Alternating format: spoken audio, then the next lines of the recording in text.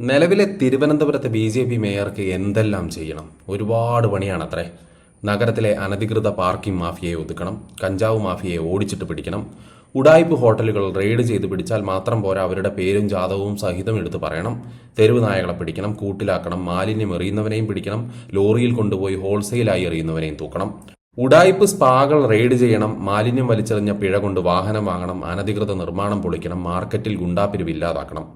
ചരിത്രത്തിൽ ആദ്യമായി ആമയിഴഞ്ചൻ തോട് വൃത്തിയാക്കണം. പിന്നെ വാടക കള്ളനെ ഉൾപ്പെടെയുള്ള ചുവന്ന കള്ളന്മാരുടെ കേസുകൾ കുത്തിപ്പൊക്കണം. നാട് കടത്തിയ ഇലക്ട്രിക് ബസ്സുകൾ വീണ്ടും നഗരത്തിലെത്തിച്ച് മലിനീകരണം കുറയ്ക്കണം. ഇതുകൂടാതെ രാഷ്ട്രീയം നോക്കാതെ എല്ലാ കൗൺസിലർമാർക്കും ഒപ്പം അവരുടെ വാർഡിൽ പോയി വികസനം ചർച്ച ചെയ്യണം.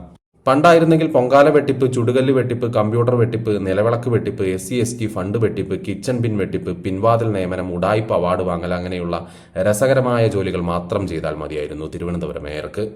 തിരുവനന്തപുരം മേയറിനെ കൊണ്ട് മാത്രം ഇങ്ങനെ വല്ലാതെ പണിയെടുപ്പിക്കുന്ന RSSനെ നിരോധിക്കാൻ വേണ്ടിയിട്ട് തേഞ്ഞിപ്പലം തപാല ആഫീസിലേക്ക് ഒരു മാർച്ച് നടത്താൻ പോലും ബംഗാളികളില്ലാത്ത അവസ്ഥയിലാണ് ഇന്നത്തെ കേരളത്തിൽ കമ്മ്യൂണിസ്റ്റ് പാർട്ടി.